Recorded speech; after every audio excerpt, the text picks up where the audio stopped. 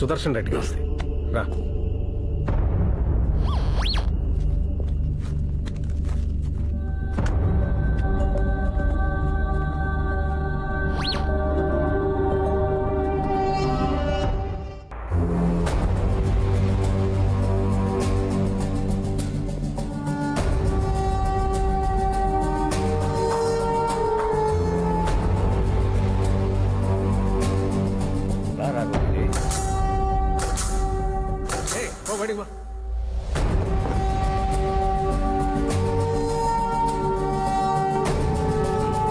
ఏంటి రాఘవరెడ్డి, ఎందుకు ఈ మీటింగ్? మీ నాన్న ఉండగానే ఎలక్షన్ మీ ఫేవర్ లో ఉంది, ఎందుకు వీడితో కాంప్రమైజ్? ఇప్పుడు ఇష్యూ గెలవటం ఓటం కాదు సుదర్శన్ రెడ్డి, బతకటం.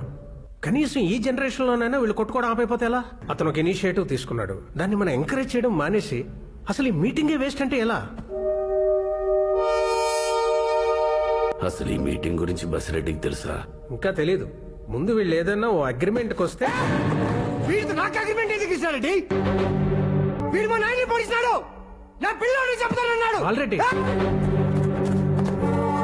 ఇప్పుడే ఒక్కటికి నరుగుతావు, జైలుకి పోతావు. మా నాయనకి మినిస్టర్ అయినాక బెయిల్ మీద బయటకు వచ్చా. అయ్యో ఇట్టే పోయి నాకంతే.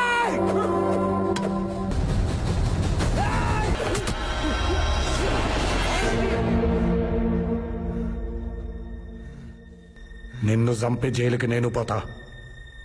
మా అత్త మినిస్టర్ అన్నాక బెయిల్ మీద బయటకు వస్తా.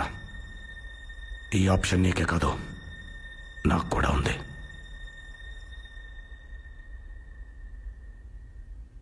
మేము మొదలుపెట్టినాం సరే, మీరు ఆపినారా?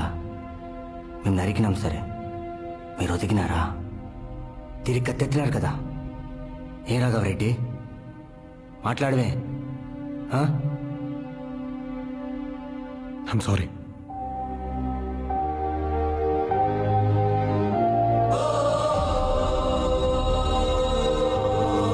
ఇక్కడ లేని మా నాయన తరఫున ఇక్కడికి రాని మీ నాయనకు క్షమాపణ చెప్తాంగా.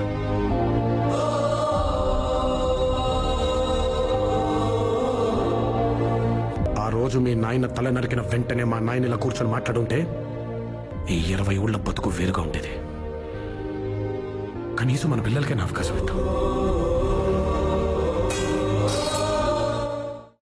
పూలెందల పూలంగళ్ళ కాడ నుంచి కడప కోటిరెడ్డి సర్కిల్ దాకా, కర్నూలు కొండారెడ్డి బుర్జి కాడ నుంచి అనంతపురం క్లాక్ టవర్ సెంటర్ దాకా, బళ్ళారి కనుల్లో దాంకున్న బెలగం పొనాల్లో పండుకున్నా వదలా, తరుముకుంటా వస్తా, తలకాయ కోస్తా.